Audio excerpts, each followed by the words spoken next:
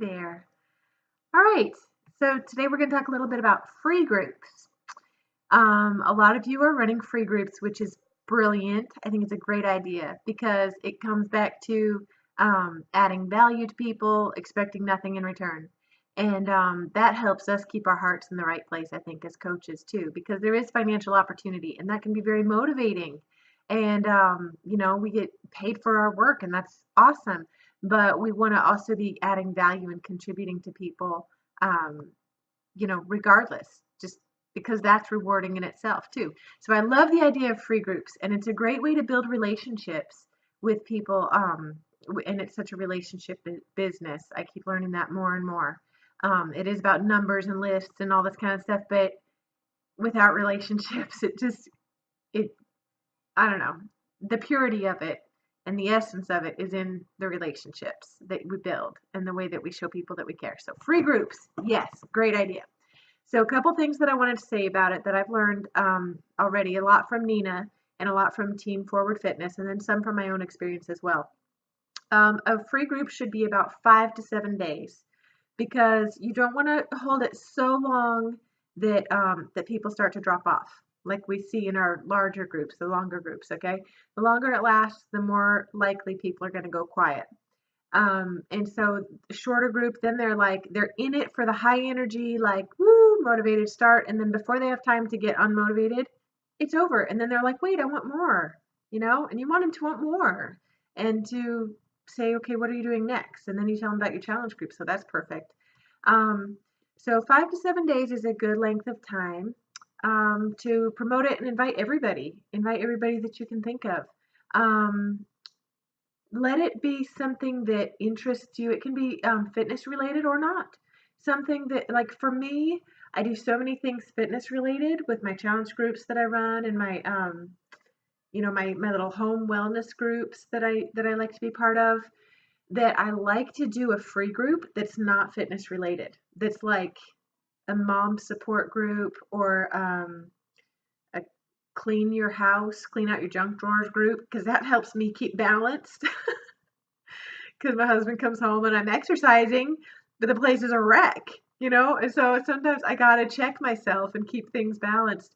So anything that's going to help you and enrich you and keep you motivated too, so that you don't feel like you're burning out and you don't feel like you're just extending yourself into another thing, but that you're going to benefit from it as well. So take advantage of those free groups. Let it be something that's good for you, good for others. And here's specifically what I wanted to suggest to you. Go ahead when you decide what you want your free group to be about, as far as the tone of that free group, think about it. Give yourself some thought, like as you're going to bed at night and go, okay, what do I want this group to feel like? What do I want it to feel like? What do I want the intimacy level to be? How deep do I want us to go? Do I want it to be primarily fun and funny? Do I want it to be like deep, like digging for junk in the depths of your soul kind of a thing? Do I want it to be like spiritually uplifting?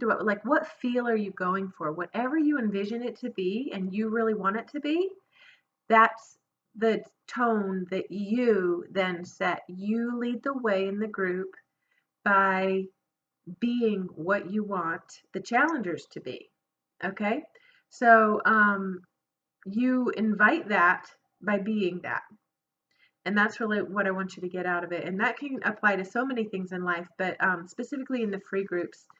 For me, I really wanted to go deep. I'm just like, okay, it's not just about exercise. It's not even just about like visualization. It's not even like we all have a very real inner struggle day to day with how we think about ourselves, how we think about others, that's kind of stuff I like to get to the root of in some of my groups.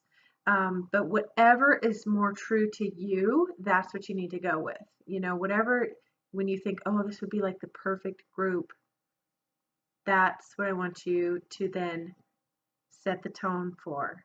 Do you see what I'm saying? Like if you want it to be really honest and transparent and people to lay out their junk, you got to start with that. You got to be honest and transparent and lay out your junk.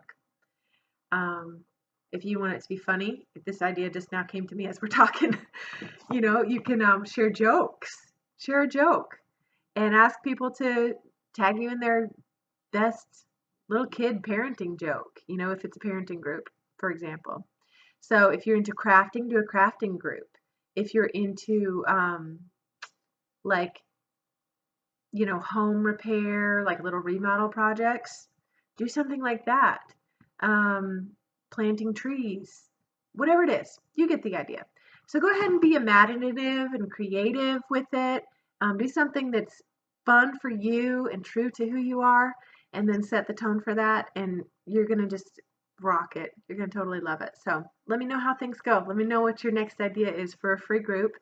And happy 2016 coming around the corner. Hope you're ready for this. It's going to be awesome. Bye bye.